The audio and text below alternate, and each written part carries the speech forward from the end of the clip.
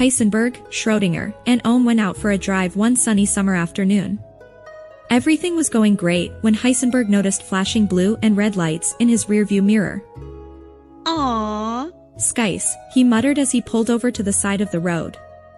The cop sauntered up to the driver's side window. "Good afternoon, sir," he said to Heisenberg. "Do you have any idea how fast you were going?" "No, officer," Heisenberg responds with a bit of a grin. "But I know exactly where I am." "This isn't a joke, sir," the cop says. "I clocked you doing 74 miles per hour in a residential area.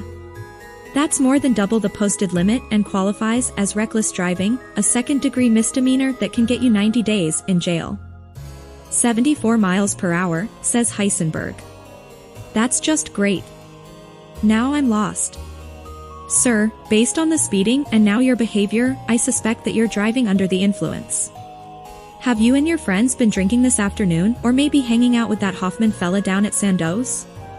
I'm gonna need you all to step out of the car so I can search your vehicle." So the three physicists have a seat on the side of the road while the cop searches the car. The cop looks under the seats. He pokes through the glove box. Finally, he pops the trunk and gives a startled shout. "Are you three psychos seriously driving around with a dead cat in the trunk?" he screams. "If Fluffy is dead, it's your fault for looking," says Schrödinger. "That's it," says the cop. "Enough's enough. I'm arresting all three of you." Ohm resisted. A blind man went to a restaurant. "Menu, sir?" asked the owner. "I am blind. Just bring me some of your dirty forks." "I will smell each one and order," said the blind man.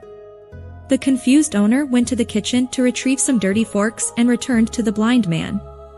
The blind man smelled the forks and said, "Yes, I will have the lamb with seasoned potatoes and spring vegetables." Unbelievable, the owner thought. The next day, the blind man returned to the restaurant. The owner, wanting to see how good his smell is, went to the kitchen where his wife Brenda was cooking and said, "Do me a favor and rub this fork in your private part," which she did.